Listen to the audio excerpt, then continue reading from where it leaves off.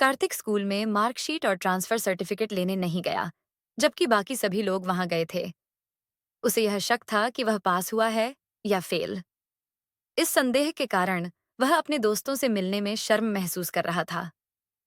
एक हफ्ते बाद कार्तिक स्कूल गया, लेकिन वहां उसे अपने दोस्तों में से कोई नहीं मिला। इसलिए उसने स्कूल के अंदर जाकर अपनी मार्कशीट लेने की कोशिश की। कार्तिक बहुत घबराया हुआ था और मन ही मन जितने भी भगवानों को जानता था, सबकी प्रार्थना कर रहा था। जब उसे अपनी मार्कशीट मिली, तो उसने सबसे पहले देखा कि वह पास हो गया है। इससे वह थोड़ा शांत महसूस करने लगा।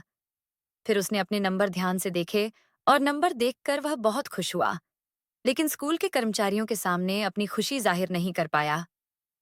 घर पहुंचते ही कार्तिक ने सीधा अपनी माँ को यह खबर दी। अपने बेटे के पास होने की खबर सुनकर उसकी माँ बहुत खुश हुई। इसके बाद कार्तिक की माँ और पिता ने उसकी कॉलेज की पढ़ाई पर चर्चा शुरू की, लेकिन कार्तिक कॉलेज जाना नहीं चाहता था। उस समय कॉलेजों में रैगिंग का काफी डर था, जिससे वह डरा हुआ था। इसलिए कार्तिक ने अपने माता पिता से कहा कि वह कोई नौकरी करना चाहता है और साथ ही बीकॉम की पढ़ाई डाक से करना चाहता है।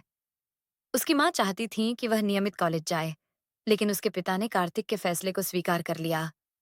नौकरी से घर के खर्चों में थोड़ी मदद मिल सकती थी, इसलिए उसके पिता ने इसे सही फैसला माना।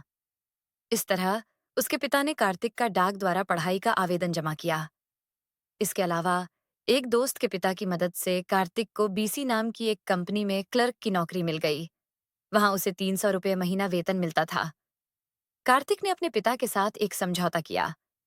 उसने वादा किया कि वह अपनी सैलरी का 50%, 150 रुपये हर महीने अपने पिता को देगा।